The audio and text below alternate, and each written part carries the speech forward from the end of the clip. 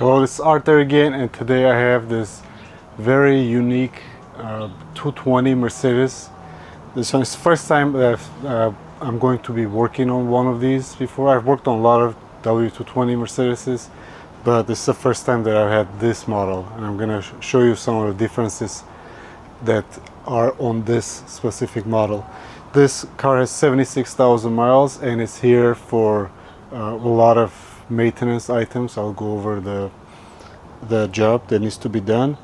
And this is a 1 year only 2006 year 6-cylinder version that was sold in the United States.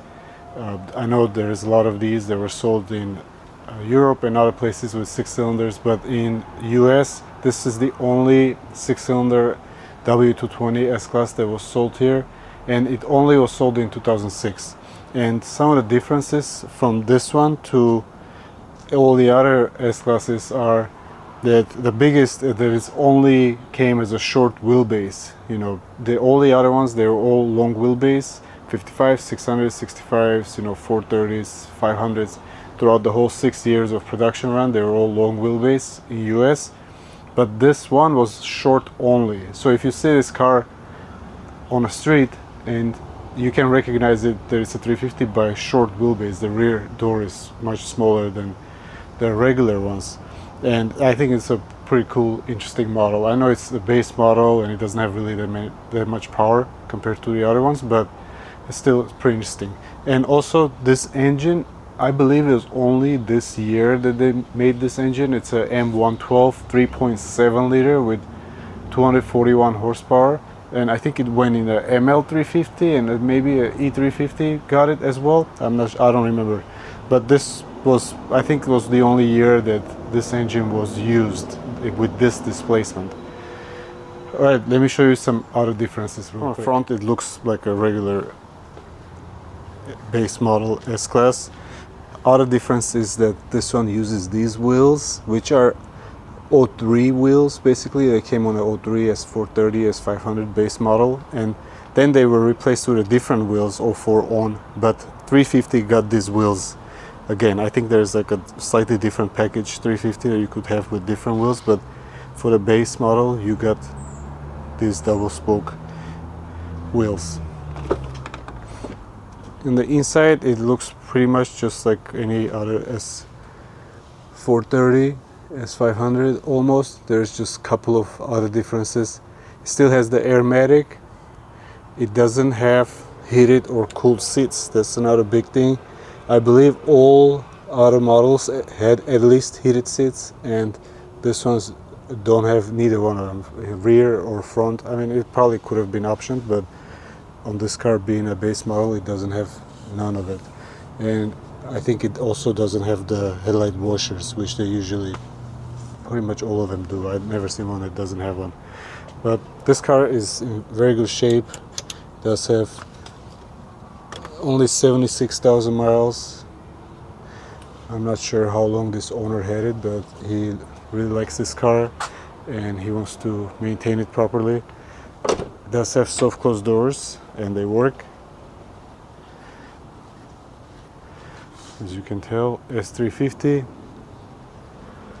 If you look for this model for sale, there's really not that many for sale. I think throughout the country, but maybe you'll see 5 of them or something for sale. Tell the rear door is a lot smaller. The only other model that was in 06, there was one year model only, was the S65 in US, which is a complete opposite of this car. These cars were like the cheapest ones, where S65 was the most expensive one, basically. All right, let me go over the parts that I have for this car. Just like any other pretty much 19-year-old car, this car will probably need things. And this one looks like it's actually untouched.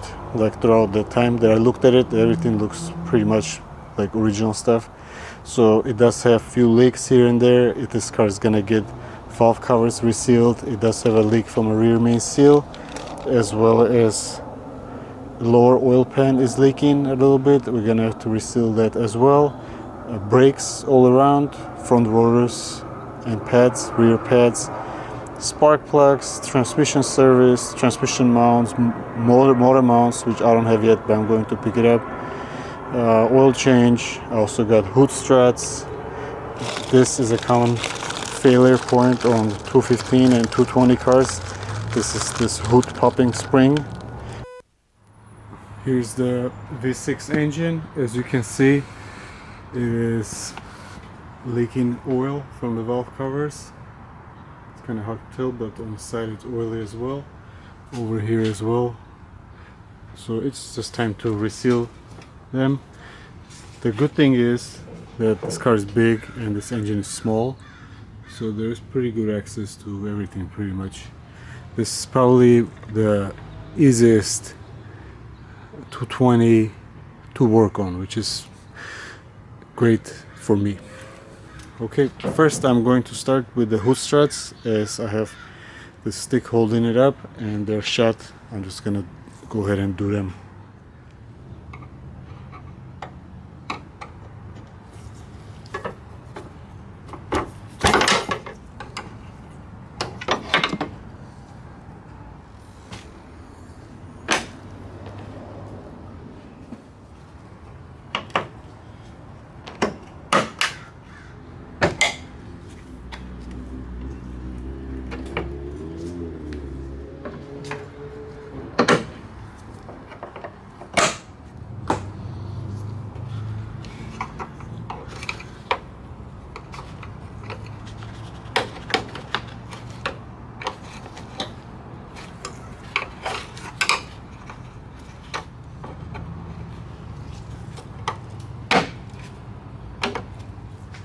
Now let's test out the hood.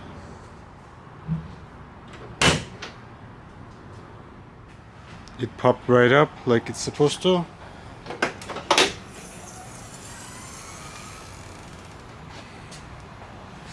Alright, now it's not gonna fall on my head. I'm going to start by draining the oil, removing the oil filter, and then I'll get to the valve covers.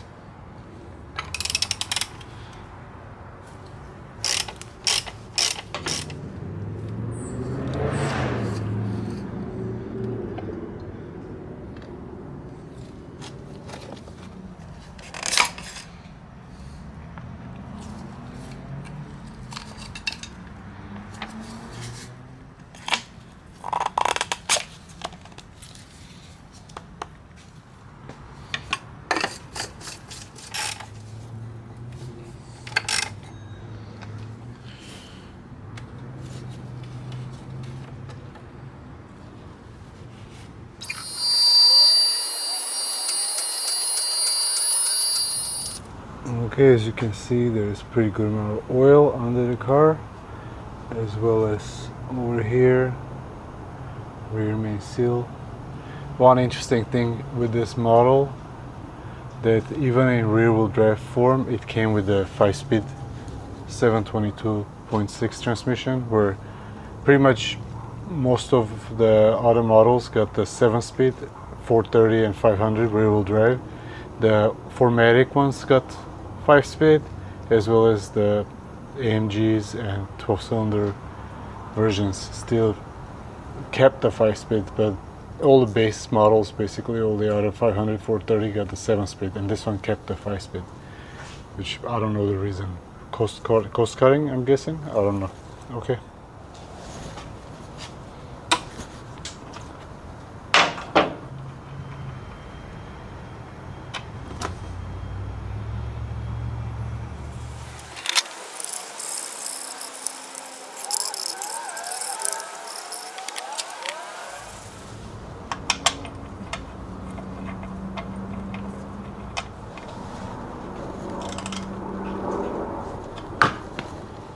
Next, I'm going to remove the valve covers to reseal them.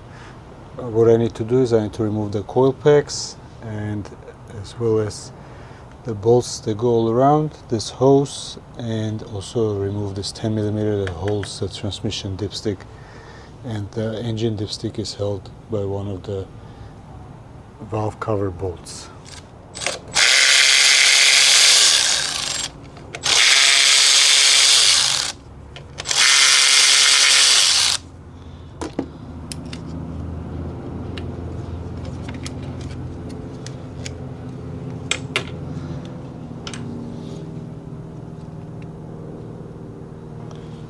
I did mark the 1 to 3 because sometimes these wires don't go in the right place, so I want to make sure I put it back where it was so the wires will line up nicely.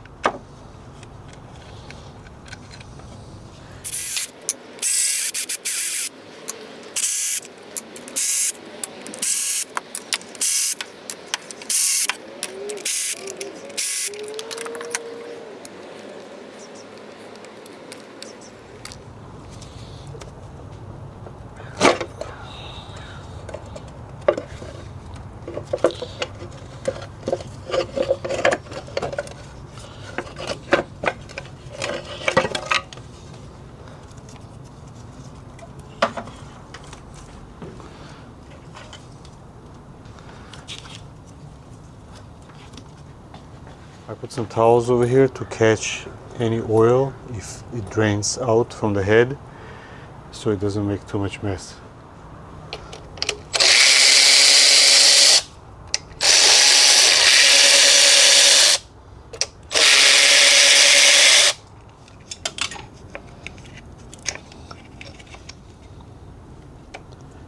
These connectors are very brittle and they break pretty much. Clips break off. You can't do anything about it. Luckily the harness itself is good, so it stays secure on the ignition coils.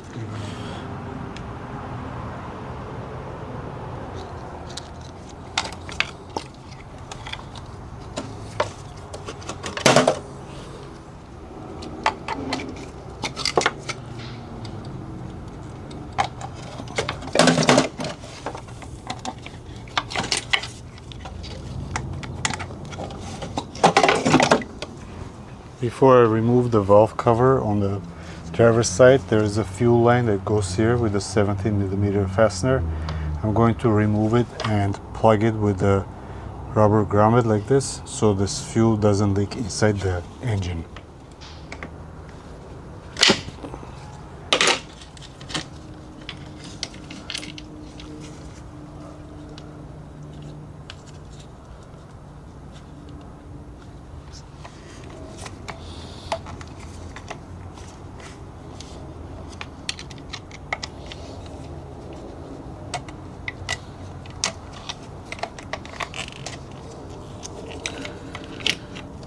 Both of the breather lines on the driver's side were very dry. They're pretty much like plastic now, so I'm gonna have to get some new ones. The passenger side is actually nice and soft. It must have been replaced, but the driver's side ones are bad.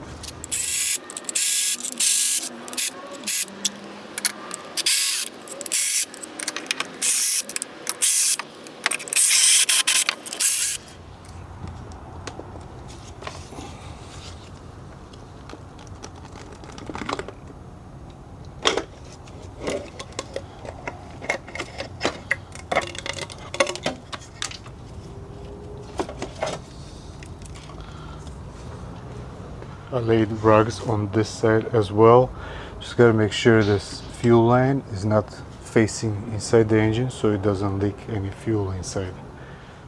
By looking at the valve covers, I can tell that one side has been redone before, at least this top portion, because these bolts are different from these bolts. So since this one is leaking more, I'm guessing they redid this one and they didn't do this side. The driver's side was done. So I'm gonna start by taking the bolts out. I'm going to put new bolts, this ones.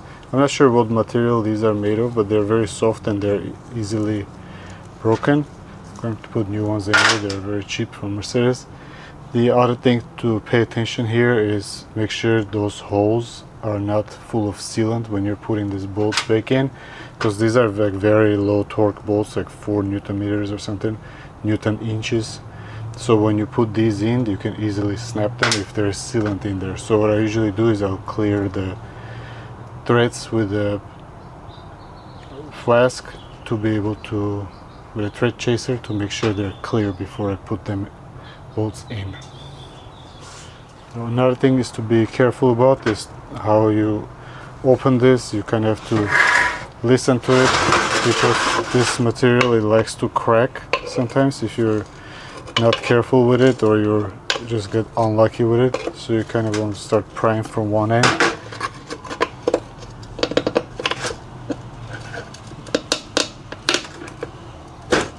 There you go.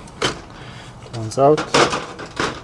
This one is slightly easier because it has this outlet here, and you can kind of slowly lean against it, but just gotta be careful not to break it.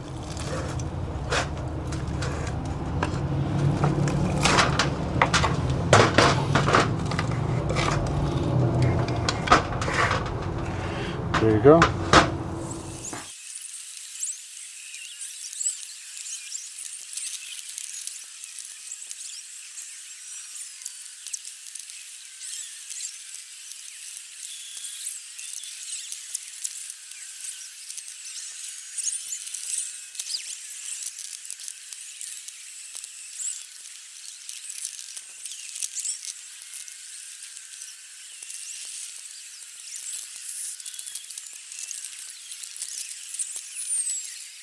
Okay, I did clean up all the sealant from these covers. It kind of takes a while to clean up all the grooves on both sides.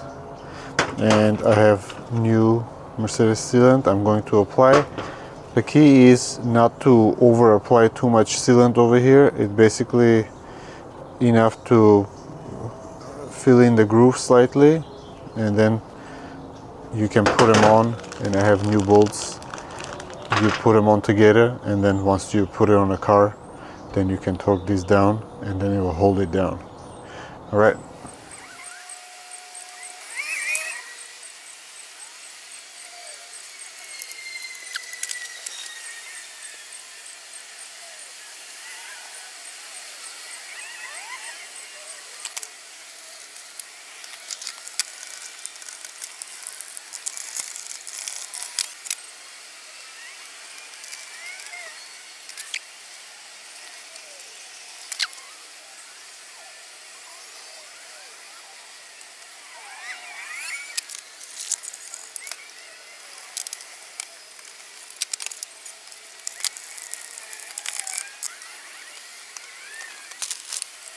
Okay, I have the valve covers ready to go onto the car.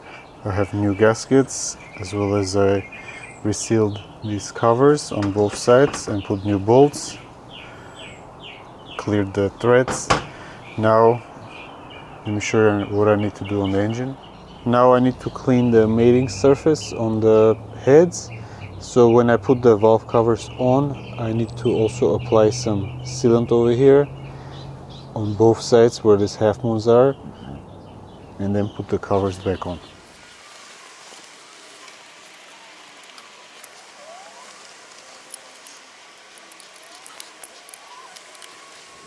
Before I install the valve covers, I need to replace the spark plugs.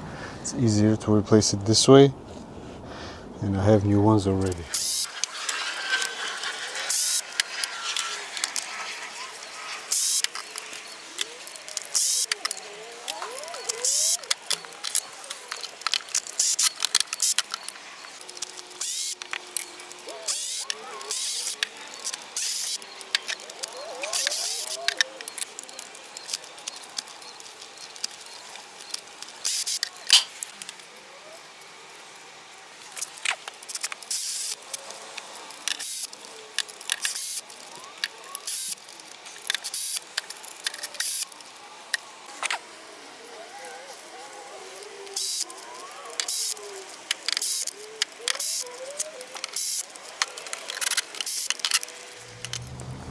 Okay, spark plugs are all in.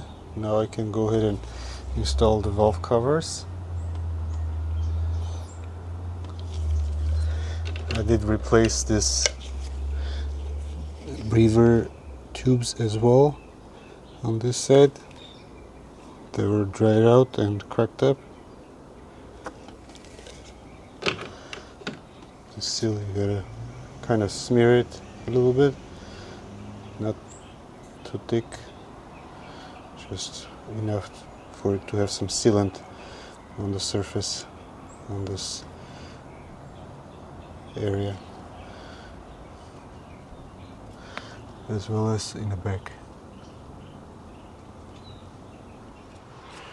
Okay, when you're putting on the valve cover, make sure the gasket is well seated, and then when you're putting it on, you have to make sure it doesn't slip off the cover. Kind of have to look around it with a mirror possibly after.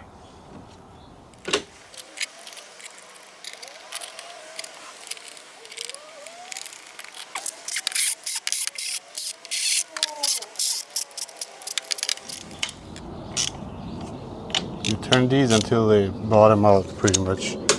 Not too tight, just enough. Once they stop turning, that's it.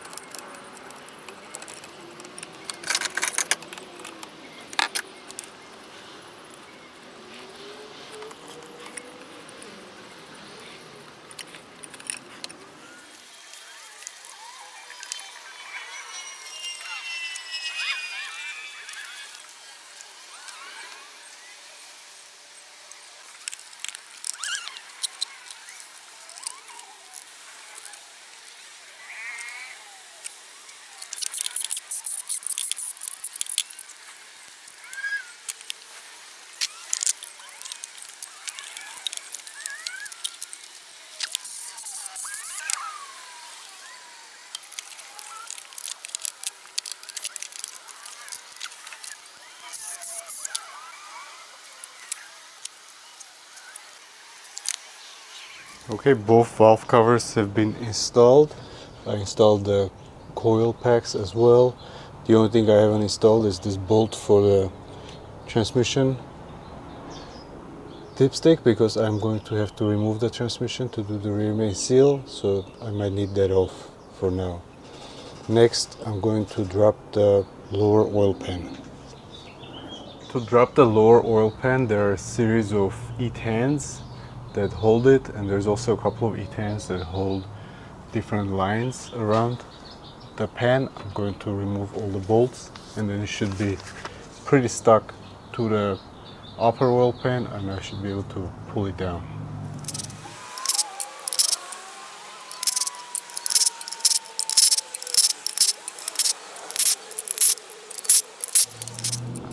So all the bolts are off.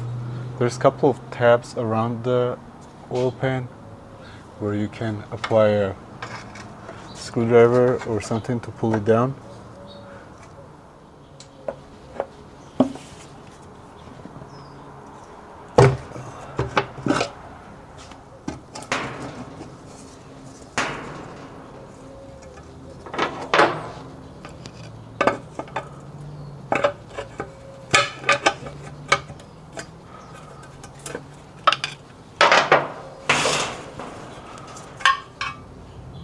Okay, as expected, it looks really clean inside the engine.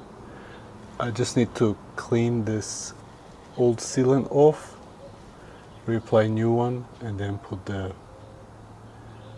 oil pan back on. And on the bolts I need to apply thread sealant or it might leak. Oil looks really clean. There's nothing in the oil pan, no broken guide rails or anything like that. You can tell the oil pan has been leaking because these bolts, some of them are very oily. It's like they was passing by these holes, and that's why it needs to be resealed.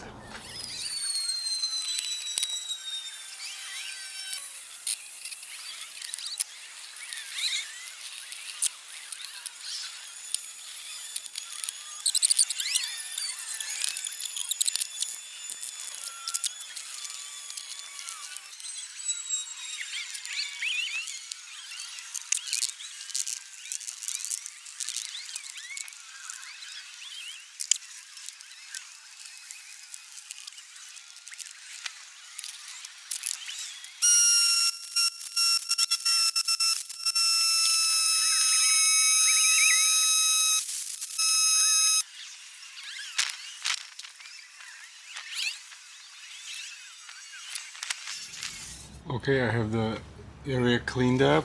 I cleaned up the bolts as well. I'm going to put thread sealant on the bolts once I put them in. I also put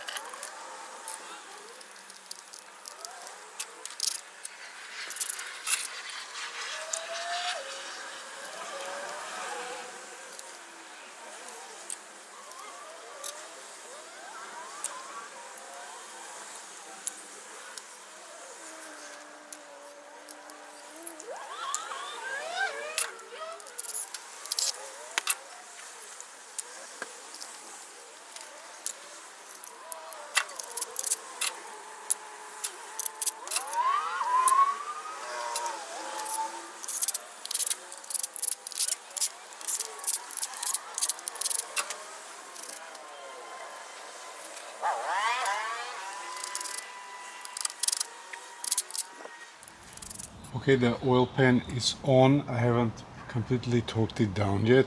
As there's sealant, I'm going to wait a little bit and then I'll go around and torque it down.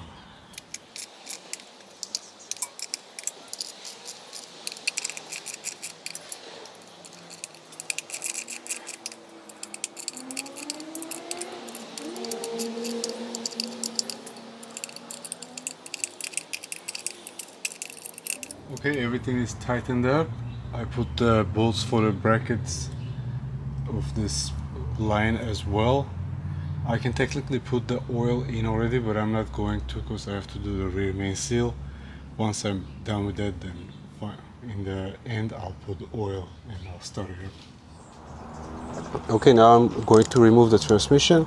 Some of these bolts are accessible on this model from top. I removed the mass airflow sensor that goes right here. It gives me a little bit more access. And now I should be able to get to them. These are E14s.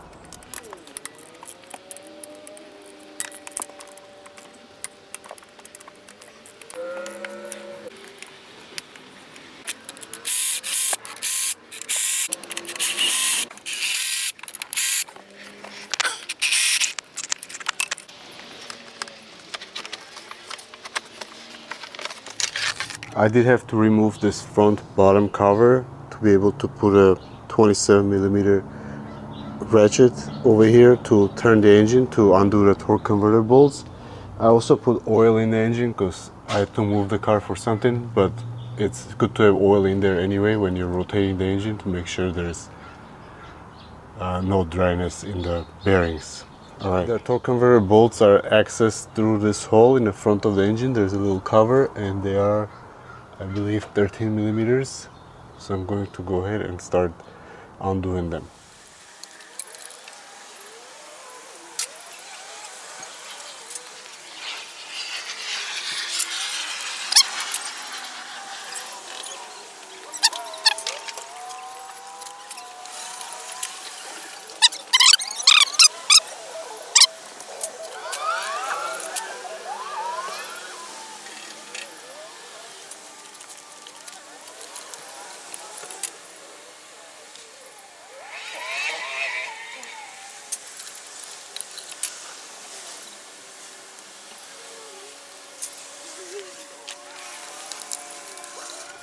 The torque converter bolts have been removed. It's 6 13mm.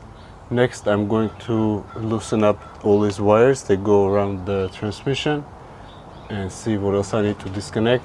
The transmission cooler line, as well as possibly, the bracket from here. Few things that you have to look around the transmission to see what you need to disconnect.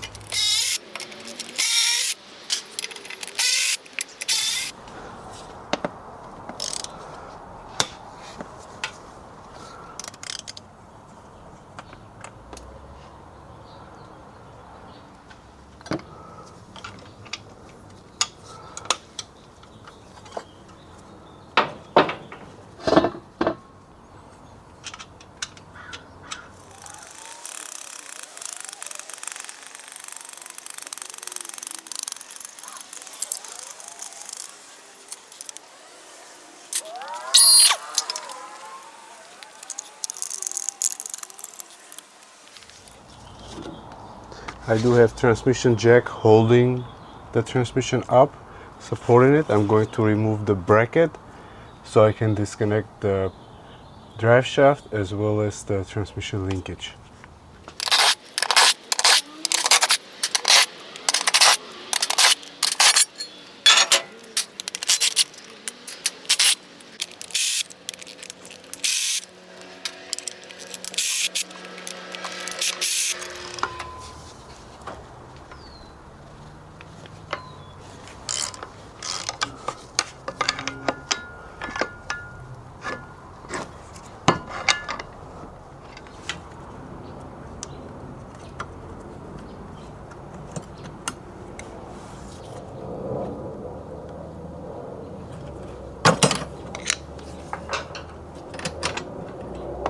Remove this clip that is holding the shifter linkage.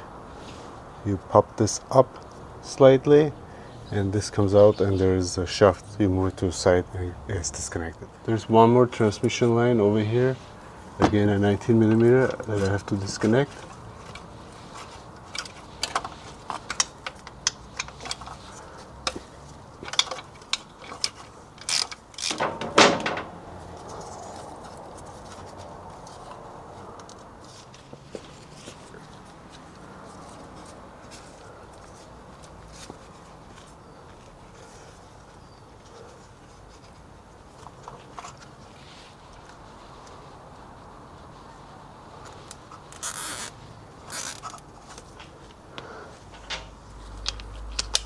Now there are a few more bolts left around the transmission.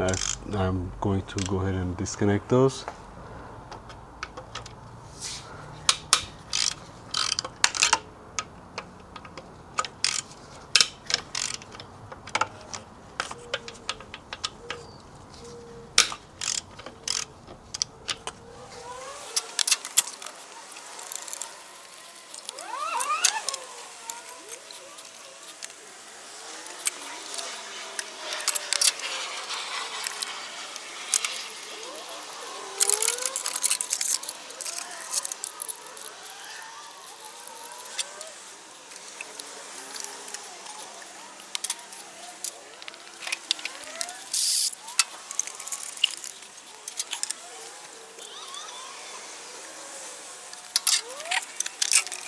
Okay, I have the transmission out. I didn't have to remove the dipstick. It came out with the transmission. It's just staying here, hanging out. I did have to undo it from the transmission so I can move it around a little bit. It'll be easier for me to move the transmission. Now let's look at the back of the engine. Okay, you can see oil over here. You can also see oil over here. I'm going to go ahead and remove this flywheel and then we'll see what it looks like on the rear main seal.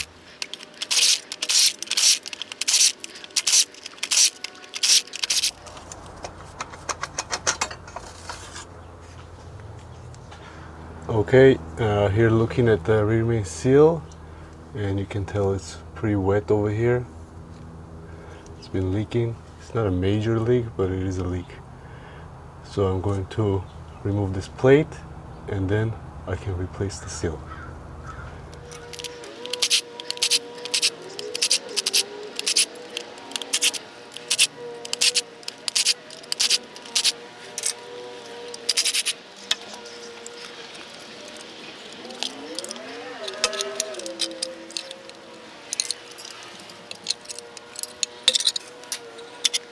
Okay, the cover is off. Here I need to clean up all this sealant that is on the bottom of this upper oil pan as well as on the cover to make sure everything is clear, and this bottom as well. Put a new seal and put it back on with sealant and thread sealer on the bolts.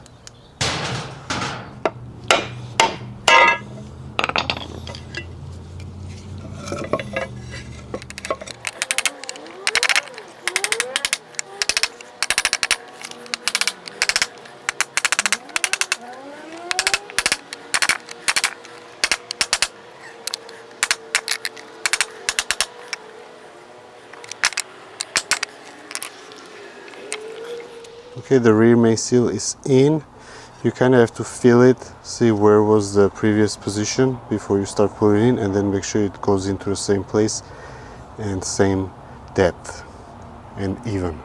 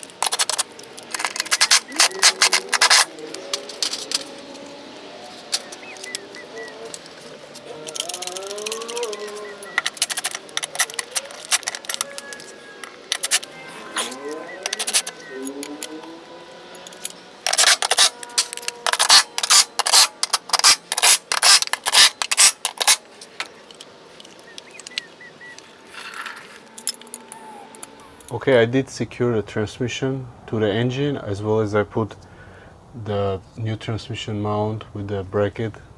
Now I need to put in these connections back onto the transmission, and then I need to secure the torque converter to the flywheel. I'm not going to put this bracket on yet because I need to take the transmission pan off and replace the filter and the gasket.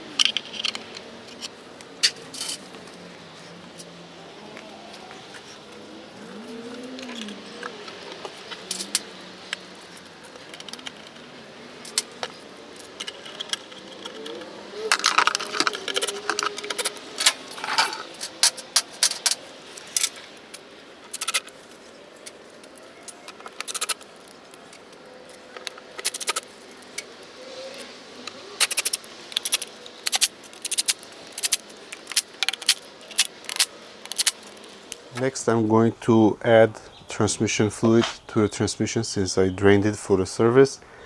I also have a dipstick, which is kind of like a generic dipstick tool that you need for one of these cars to check the level.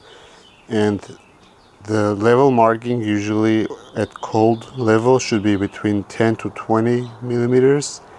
And when the engine is warm at 80 Celsius, while running, it should be between 55 to 65 millimeters.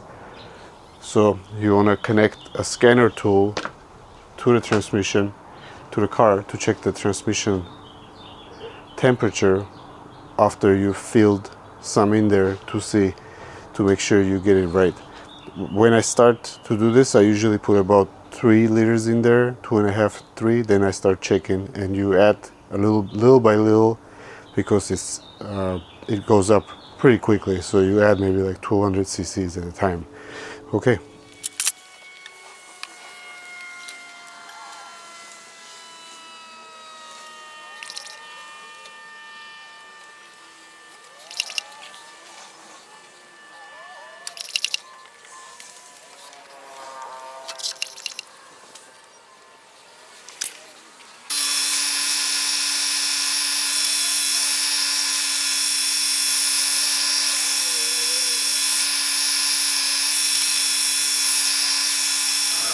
Whenever you add fluid to this transmission, you have to wait maybe a minute or so for the fluid to settle, or it will give you an incorrect reading. So I had to add fluid a few times, about 4.5 almost liters I added.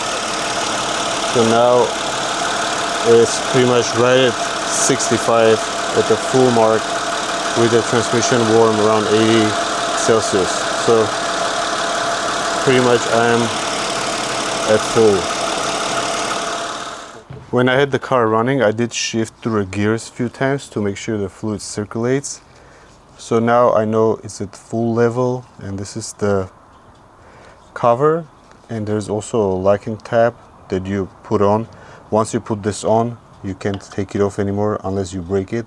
So I know the level is full now, so I'm going to lock it, and now that it's serviced and it's done.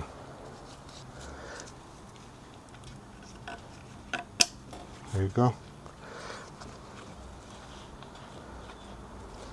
Okay, I'm going to stop at this point on this video. I still have a few more things to change. I have to do motor mounts, brakes, and a couple of other things like bulbs and stuff that are not functioning. But overall, as far as the oil leaks go, I did the valve cover gaskets, lower oil pan, and rear main seal. And this video should be helpful to someone that is going through similar repairs on their M112 or M113K or not engine. So if you enjoyed this video, please comment, like, and subscribe. There are more videos to come. Thank you.